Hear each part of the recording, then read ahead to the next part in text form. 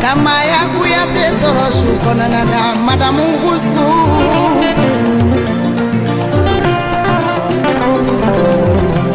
Ianate Kelela, Neni Atayari Diana de Kelela, Amamaiga.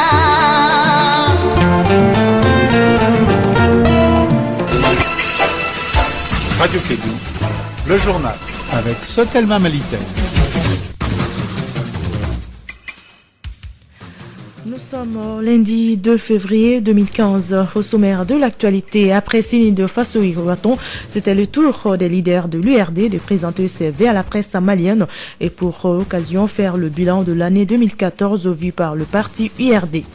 Nous aurons également dans cette édition l'évolution des travaux de réaménagement du marché de bois de Wolofobougou qui est parti en fumée il y a quelques semaines. Le Fest Mama 2015, la 18e édition a été lancée. Il rend hommage cette année à notre regretté Youssouf Traoré, dit Youssouf Valizi et Moloba Traoré. Culture toujours, culture et emploi, quelle industrie culturelle pour l'Afrique. C'est le thème de la 11e édition du festival sur le Niger qui aura lieu du 4 au 8 février 2015 à Ségou. Voilà pour les titres. Dans un instant, le développement complet.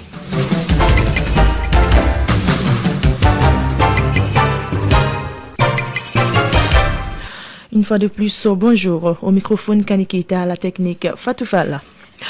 Le leader de l'opposition malienne, Soumaïla Cissé, a présenté le week-end dernier ses vœux à la presse. À l'issue de la cérémonie, il a fait le tour des grandes questions de l'ère qui touchent directement la vie de la nation. Compte rendu, Mohamedou Kana. La cérémonie de présentation des vœux du chef de file de l'opposition malienne à la presse locale démarre en fanfare. Soumaïla Cissé, président de l'Union pour la République et la démocratie, UR2. Face à l'inaction, au manque de stratégie et à l'amateurisme du pouvoir en place, le Nord s'embrase. Le centre s'installe dans la psychose et dans la violence. Le reste du pays est partagé entre inquiétude et désespoir. Après cette entrée en matière pour le moins tonitruante, le président de l'IRD est interpellé par le tout nouveau président de la maison de la presse du Mali, Draman Aliou Kone. Après avoir été le premier pays de l'Afrique de l'Ouest à connaître à la presse en 1996, le Mali aujourd'hui est drôle de la classe. Au lieu de 200 millions depuis 1996, on a 95 millions cette année, alors que des pays comme le Sénégal, la Côte d'Ivoire et le Burkina vont vers le 1 milliard de francs CFA. Nous souhaitons que l'opposition que vous êtes, l'homme d'État que vous incarnez, soit à nos côtés pour défendre la presse. Bon, ça veut dire quand même que je faisais mieux que ceux qui m'ont succédé, quoi.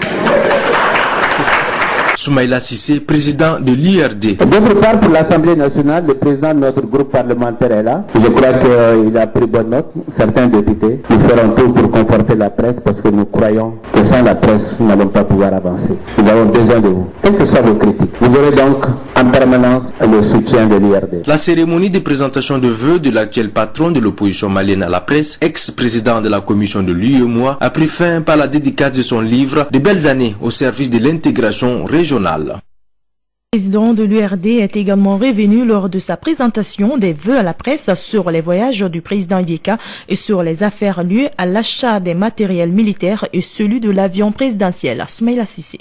Quand des journalistes meurent, quand des populations meurent, le gouvernement ne bouge pas. Mais dès que les partenaires sont concernés, comme à Paris, comme le cas de Gao, parce que l'aménagement est concerné, ça devient une affaire d'État. Sinon, il y a eu le mort à Nampala. La même semaine, le lundi, mort à Nampala, le mercredi, le mort de Charlie Hebdo. Le même nombre, 11 à Nampala, 2 à Djoura et 12 à Paris. Le choix a été fait plutôt d'aller à Paris que d'aller à Nampala. Et ça, c'est dommage. Pour revenir au matériel et à la loi. Vous savez, dans le message que j'ai fait à la demande de votre confrère, le RTM, j'ai dit que le président nous a donné raison et que les ministres concernés ont été limogés. Et que ce que nous souhaitons, c'est que la justice ait les mains libres pour travailler et situer les responsabilités et punir les fautifs. C'est ça que nous attendons. Et que cette procédure continue. On ne peut pas détourner 29 milliards, acheter un avion des fois à 7 milliards, des fois à 15, des fois à 14, des fois à 20, parfois à 21, sans que les responsabilités soient situées. Le peuple malien a besoin de savoir. Et lors de la présentation de V à la presse malienne. Le Rassemblement pour le Mali RPM a tenu le samedi dernier sa conférence des cadres au siège de la section de commune 1 du district de Bamako. L'objectif de cette conférence était de formuler des propositions du parti sur le document de synthèse des pourparlers de paix intermaliens d'Alger proposé par la médiation. Dans son discours d'ouverture, Mme Sankari Oumouba a invité les participants à mettre le Mali au-dessus de tous les autres intérêts. Elle est au micro d'André Traoré. La conférence de cadre de ce matin procède de la volonté de notre parti d'accompagner les efforts du gouvernement du Mali dans ces négociations à travers des propositions pertinentes et largement partagées par l'ensemble des militants qui aspirent à la paix, à l'intégrité du territoire, à la réconciliation nationale. Nous devons retenir que de la paix des cœurs et des esprits, il ne saurait y avoir de développement socle de tout état de droit. Les débats que je souhaite très fructueux permettront, j'en suis persuadé, d'améliorer la position du parti sur cette question délicate. Chers camarades, il est bon de rappeler que ces négociations ne concernent que des Maliens. En tant que tels, les points de blocage ou de préoccupation doivent être analysés avec beaucoup de sérénité et de confiance à l'autre. Ceci est une exigence de la ligne de conduite que nous avons toujours choisie et qui met le Mali au-dessus de tout. Suite à l'incendie qui s'est déclenché le 21 janvier dernier dans le marché de bois de Wolofobougou, non loin de Lumassi, une commission avait été mise en place par le gouvernement pour pouvoir venir en aide aux victimes. Alors, où en sommes aujourd'hui? Notre reporter Dadonomoko a fait un tour sur le site pour en savoir plus. L'avenir semble rassurant ici, dans le marché de bois de Wolofobougou, ravagé par un incendie le 21 janvier dernier. À notre passage ce matin, des hangars poussent du sol par-ci, par-là, et les quelques victimes qu'on a pu interroger sur place se disent optimistes. Djibril Konaté, vendeur de bois dans les 10 marchés, nous a confié que la commission est à pied d'œuvre pour la reconstruction du site. Même si à l'heure, aucune victime n'a été dédommagée, d'après lui, un huissier serait venu sur le site pour faire son constat. De même que l'IDEM SA qui veut apporter des panneaux électriques. Même son de cloche chez son voisin taulier qui a lui aussi perdu plusieurs voitures dans l'incendie. Adama Keita apprécie jusque-là les actions posées par la commission, mais demande toutefois aux autorités compétentes de leur fournir les titres fonciers du site pour qu'ils puissent l'aménager à souhait afin d'éviter un tel drame dans l'avenir. Comme dirait l'autre, la vie est faite d'espoir. Et l'espoir, c'est ce qui se lit sur le visage des victimes du marché de bois. Parlons à présent des syndicalistes, mais cette fois-ci pas des grèves, mais d'une formation. La relation de travail dans l'enseignement privé catholique du Mali, enjeux, forces et faiblesses et perspectives en matière de prévention, la gestion et résolution des conflits de travail. C'est l'objectif d'un séminaire de formation et de renforcement des capacités des enseignants et administrateurs organisé par le syndicat national des travailleurs de l'enseignement privé catholique, CNTEC, le samedi dernier à la maison des jeunes de Bamako. Le point avec André Traoré. Pour qu'une activité syndicale soit efficace, elle se repose sur une juste analyse ou compréhension du milieu socio-politique, culturel et économique dans lequel elle évolue. Elle est aussi éclairée par la connaissance des droits et devoirs et une maîtrise des outils à travers lesquels les travailleurs sont gérés. Jean-Baptiste Keita, secrétaire général du syndicat national des travailleurs de l'enseignement privé catholique du Mali. La présente formation entre dans le cadre de la dynamique de renforcement du dialogue social dans l'enseignement privé catholique au Mali. Ce dialogue ne peut donner les fruits que si les principaux acteurs que sont les responsables syndicaux et administratifs sont bien préparés à leurs tâches respectives. Après avoir salué cette initiative du syndicat et réaffirmé leur soutien, le directeur national de l'enseignement privé catholique du Mali fonde beaucoup d'espoir sur les résultats de ce séminaire. Joseph Kagindo. Au terme de la formation, nous aurons une meilleure connaissance du code du travail au Mali, une meilleure connaissance de la convention collective de l'enseignement privé catholique du Mali. Nous comprendrons mieux nos droits et nos obligations. Nous pourrons identifier les sources et les causes des conflits dans nos relations de travail. Nous serons outillés sur les mesures de prévention et les procédures de gestion des conflits du travail. Ce séminaire a été qualifié d'exceptionnel par le secrétaire général de la Confédération syndicale des travailleurs du Mali, CSTM, car selon lui, il est très rare de voir des travailleurs et l'employeur d'un même service autour d'une table. Ce qui veut dire que nous avons beaucoup de chemin à faire à ce niveau. Amadou Namion Guindo dira qu'une telle initiative permettra d'éviter des contradictions dans les relations travailleurs-employeurs. Merci André Traoré. Parlons de santé à présent. Les résultats d'analyse de 2 cas suspects d'Ebola se sont avérés négatifs. Cette déclaration a été faite par le ministère de la Santé et de l'Hygiène publique ce samedi 31 janvier. Tant qu'elle est toujours présente dans la sous-région, nous devons respecter les mesures d'hygiène de prévention contre la maladie à virus Ebola. Fanta Diakité.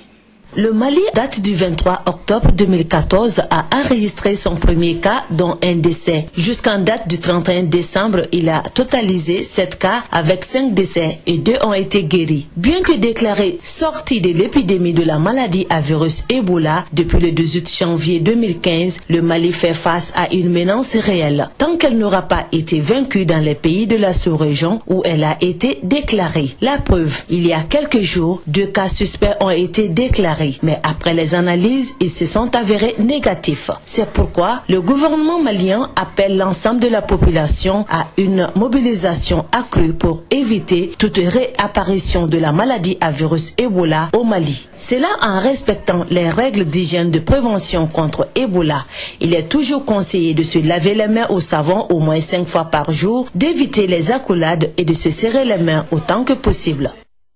Merci Fanta Diakité. La semaine dernière, la France a organisé une semaine culturelle à la Maison des Cultures du Monde au nord du Mali, mais autour des œuvres du marionnettiste Yaya Coulibaly du Mali. Il y a eu la projection d'un film sur l'ensemble des œuvres de Yaya Coulibaly et l'ensemble des analyses faites sur les 40 ans d'exercice et du parcours du marionnettiste. C'est ainsi qu'il a été reconnu que la paternité de l'art de la marionnette dans sa diversité d'expression revient au Mali. C'est là grâce à Yaya Coulibaly. Le marionnettiste de Ségou nous explique sa concrétisation.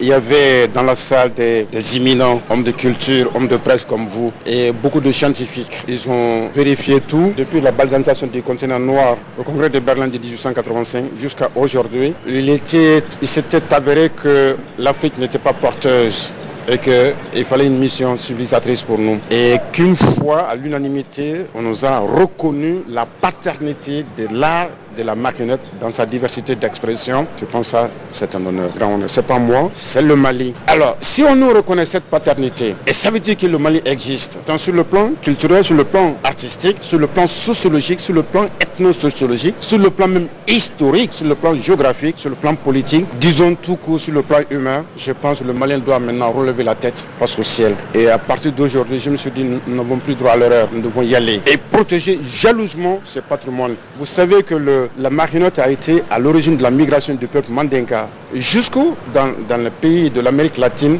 centrale et même jusqu'au la chute de Niagara aux États-Unis. Nous avons été un peuple migrateur. C'est nous qui avons découvert l'Amérique avant Christophe Colomb, mais on l'a confisqué. Et que sais-je encore? C'est la première nation qui a extrait le fer en fondant la pierre. Et après l'Angleterre est arrivée. 3e siècle avant Jésus-Christ, le Mali faisait partie des 3 premières grandes puissances du monde.